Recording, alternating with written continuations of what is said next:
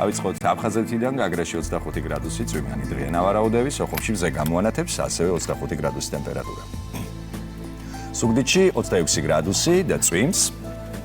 რაც შეეხება მესტიას, აქ მზე გამოანათებს ღრუბლებიდან 18 გრადუსი მაქსიმალური ტემპერატურა დღის განმავლობაში. ფოთში 25 გრადუსი წვიმიანი იქნება დღე.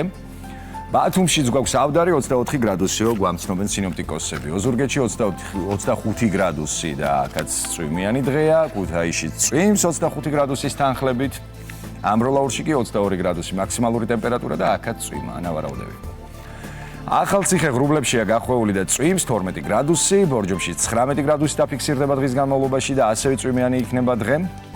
ბაკურიანშიც წვიმსო, მთელი დღის განმავლობაში და 16 გრადუსი მაქსიმალური ტემპერატურა, მაგრამ გორში გამოანათა მზე 25 გრადუსი კაშკაშებს.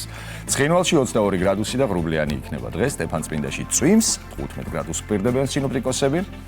რაც შეეხება გუდაურს, აქ 13 გრადუსი, უმეტესად ღრუბლიანი იქნება, თუმცა მზეც გამოჩნდება. თელავში წვიმს 25 გრადუსი ტემპერატურა.